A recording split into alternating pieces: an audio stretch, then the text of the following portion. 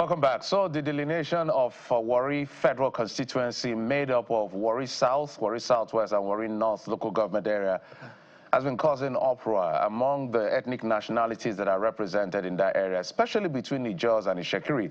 We have Urobo in between all of this. So we have the Urobos there, we have the Itsekiri, we have the Ijaws. But it looks like the controversy is more between the Ijaws and the Itsekiri. Yesterday we had the Ijaw representative right here on the program. So this is like a right of reply to bring their own perspective as this is concerned.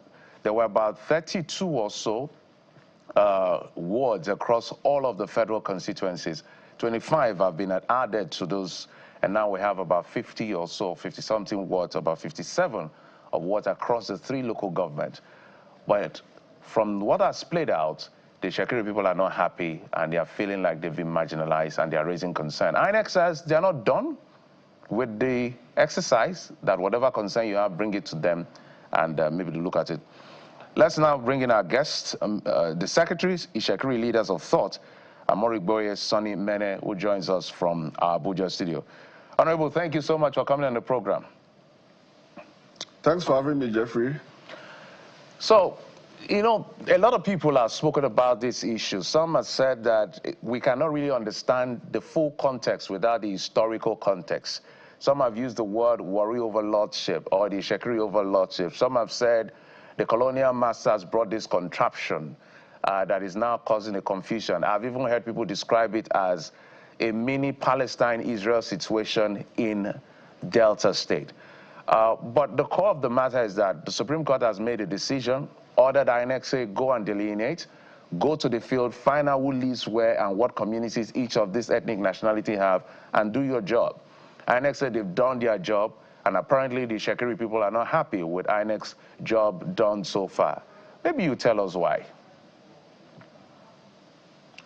Well, the Itsekiri nation is not happy because INEC has disappointed us. First, I give you a little background to this matter. After the 2011 general elections, one Judge Timinimi and 8 others approached the Federal High Court to allege that the wards and units in Warri Federal constituency are fake and fictitious. The matter was heard at the lower court. The court dismissed the matter on grounds that because the tenure of the benefit of that election was coming to an end, it will amount to mere academic exercise to give a decision on a matter where the tenure has already come to an end.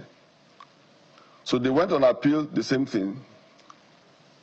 Then they amended their statement of claim to say that what they really want is that INEC should delineate fresh wards in the Warri Federal constituency. And the Supreme Court held that truly it's past 10 years since the last delineation took place. Therefore, ordered INEC to go and delineate wards, because the delineation of ward was due nationwide, not only in Warri Federal constituency. So that's the Supreme Court judgment, that INEC should go and delineate wards, because the 10 years set by law for delineation, has since elapsed. That's the judgment. Contrary to what the wrong narrative and the wrong facts being pushed yesterday by the person who presented the Ijaws, delineation of ward was not done arbitrarily at the beginning. It was done nationwide at the same time. But in 1997, INEC, in the case of Warri South, went to delineate wards. And we went to court to challenge that delineation. Because before then, we had 10 wards. INEC went to delineate to 12 wards. In the 10-ward structure, Itsekiri had 8 wards, while the Urobos had 2 wards. In the delineation, Itsekiri had 6 wards, and Robo's 6 wards. Even the Robo 6 wards, 3 of those wards had Itsekiri polling units, but there were minorities in those 6 wards. But by and large, it became 6-6, 6 for Itsekiri, 6 for. We went to court to say that, to tell the court that what INEC has done was illegal. And the court upheld our position that delineation to change to 12 ward was illegal, null and void, and told Supreme Court, told the INEC to revert to the 10 ward structure. But INEC till date refused to obey that court judgment. And that court judgment is still subsisting before this Supreme Court judgment.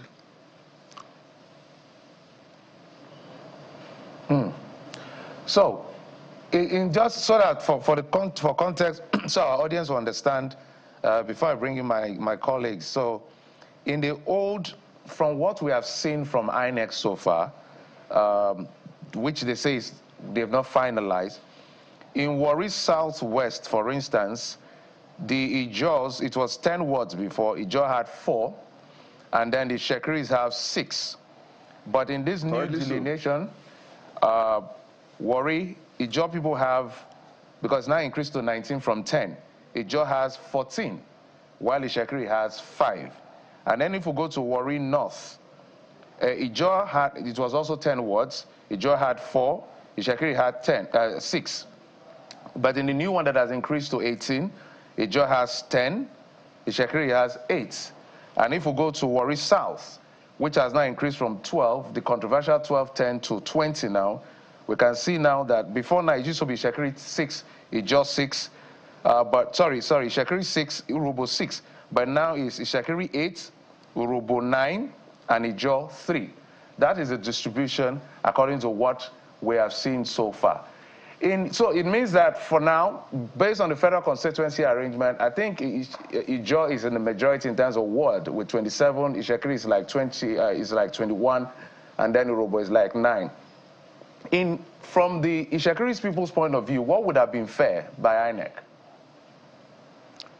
Well, what we are saying is that in delineating the wards, INEC must work with data. It cannot be done arbitrarily. If you look at the charts before you, the numbers of voters registered voters are there in the chart. You can only arrive at the appropriate units and appropriate wards from the registered voters. You cannot allocate, you cannot award polling units and wards like INEC has done in this delineation, where INEC has awarded polling units without registered voters. INEC has awarded wards without polling units. We have read the reports, by INEC, and found out that what INEC did was clear case of injustice.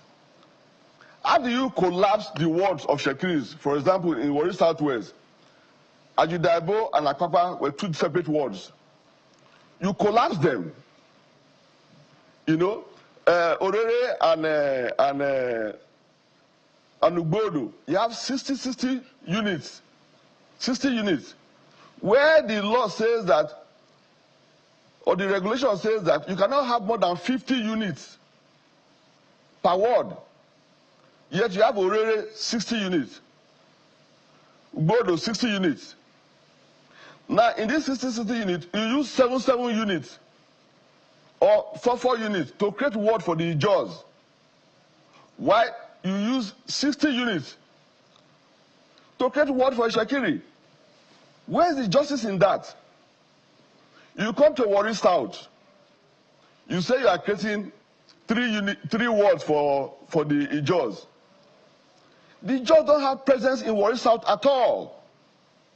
In the 3 units that are proposed for Warri South, if you are familiar with Warri, there's nowhere called Buluama in Warri. Nowhere. There's nowhere called Enwe in Warri.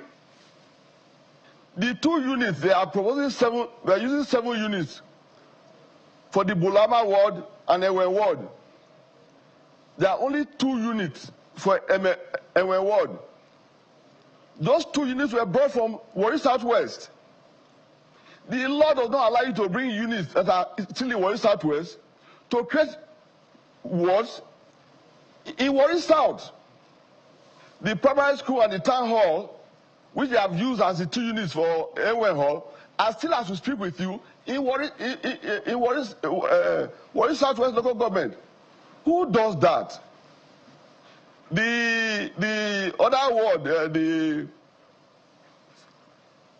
created for the Ijaws in Warri South, they harvested existing wards for Pesu ward, which is the Itsekiri ward, to create ward for Ijaws.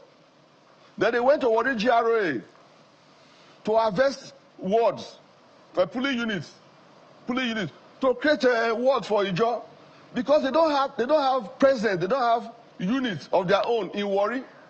Is that fair? And I guess, then, pardon me if I may come in there, and I guess that's at the heart of the conversation, because when we had the representative, the focal person for Ijaws yesterday, he was also talking about how the Ijaws are more in population and the Itsekiris are fewer, and there are some areas in contention which I'll mention. But suffice it to just say at this point that INEC has said this is a draft proposal. It is not final yet, so tempers should be calm. You are talking about importation of areas that are nomenclatures that are not necessarily Itsekiri into Itsekiri area. The 2 areas, I asked the focal person yesterday to mention the areas in contention, because your people are saying that this is tantamount to land encroachment. And he mentioned Baramatu and Oshakpa. I'd like you to educate us and let us know if there are other areas in contention and if these areas are in Warri South and how they happen to be a matter of contention of ownership between the Ijaws and the Itsekiri. Well, Baramatu is in Warri Southwest, and it was one of the 4 wards of the Ijaws in Warri Southwest. Now, Baramatu has 68 wards. Those 68 wards of Baramatu has been broken to 5 wards.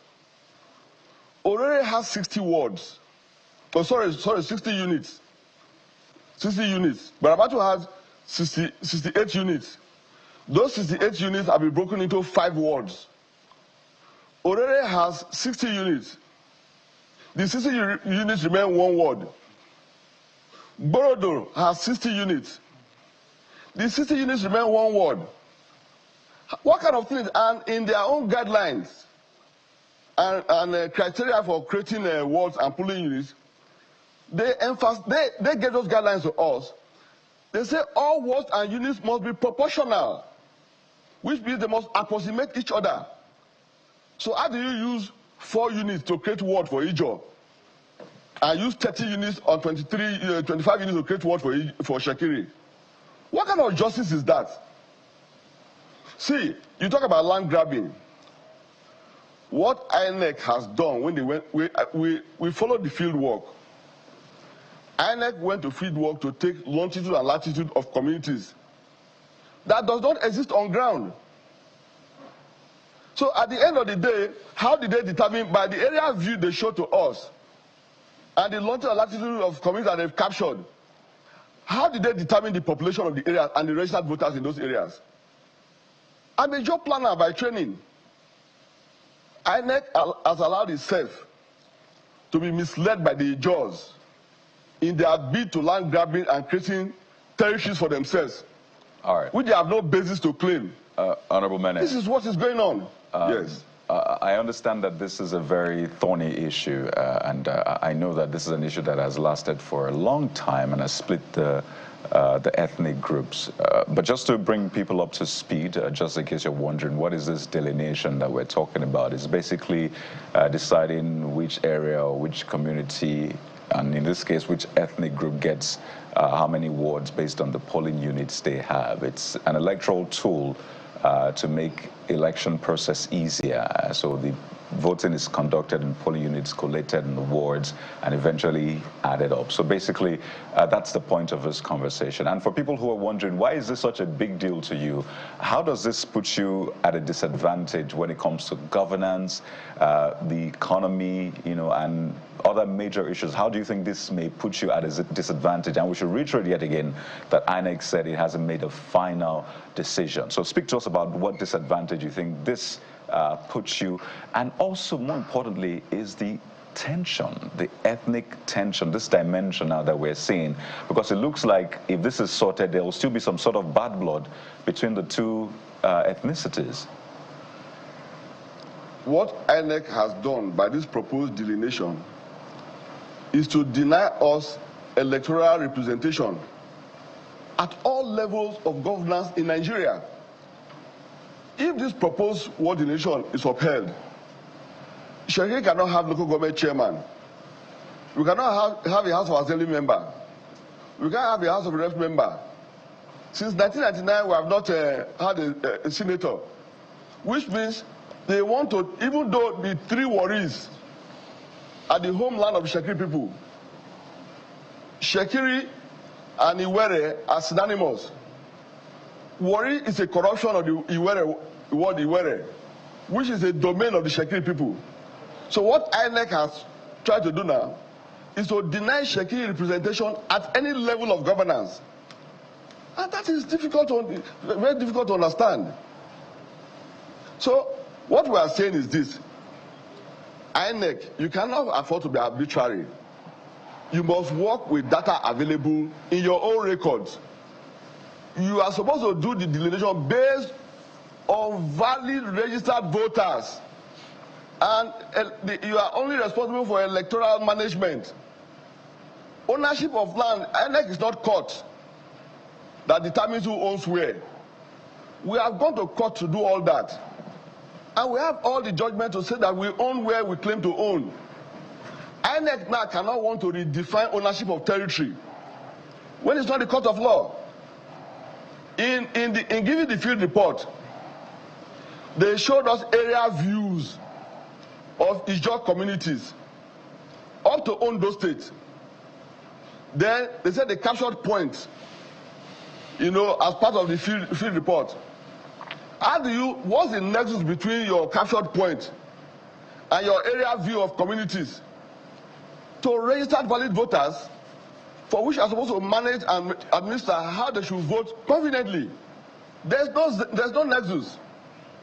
What has happened is that INEC is implementing an Ijaws narrative. Well, Honorable, of land grabbing. I think we should temper our words so we don't make some of these claims, especially because they're not here to defend themselves. And INEC has put out a statement. We had the representative of the Ijaws people as well yesterday on the program. And I understand again that this is a very touchy point, but we don't want it to degenerate further. And you just segued into the point I was going to make, because this points to something even deeper. Right. Yes, we're talking about delineation, wards and polling units, what you call denial of representation, but also sort of hostilities between both ethnic groups. Some see you as the same, right? In fact, in other climes, when they say Africa as one nation. If only they knew that in Africa, we don't see ourselves as the same, and talking to the same issue as well. So would we ever get to a point, and this issue by all means should be resolved, but would we get to a point where at the end of the day, we'll still see ourselves as the same and preach oneness and unity? Yes, this issue must be resolved, but when would we get to that point? Well, we don't have any problem with the Ijaws. Actually, in this whole delineation, the Ijaws have come to us to say, look, they don't have a hand in what is going on, because we live as brothers and sisters, we're intermarried, we speak the same, our languages, we speak each other's languages. So we are very close to each other. But they have also told us that what is going on now, this proposed delineation, is not fair. INEC can only work with available data in their own records. That is how to go. They gave us criteria and guidelines. All what we are saying is that, look, INEC, stick to your guidelines and your criteria. you are supposed to be fair. See, in all these things, we told INEC before now that you cannot have an Ijaws person superintend over this process. Professor Rhoda H. Gumus, an Ijaws woman from Bayelsa, that she will naturally be biased. You cannot be, a judge in your own cause. It's against the principle of equity, fairness, and justice. So she should excuse herself, and now a more neutral person, and then we even went to court to push this. But it's this same Ijaws woman who came to Asaba to come to hand over this delineation. Okay. Which they did in absolute secrecy. This is injustice I can't stand. All right. All right. Honorable. Use your criteria and your own records. Honorable. To delineate words for fairness and equity, yes. I'm sure that this is an ongoing conversation. We just hope that there'll be a meeting point somewhere in between so that this doesn't escalate. Because what we saw the other day at that production facility is very troubling and worrying. But we must thank you so much for coming on the program. We're happy we've heard from both sides. The audience will be able to make up their mind. But more importantly, it's up to the Ijaws and the Itsekiri people to find a middle ground and resolve this issue once and for all in collaboration with INEC.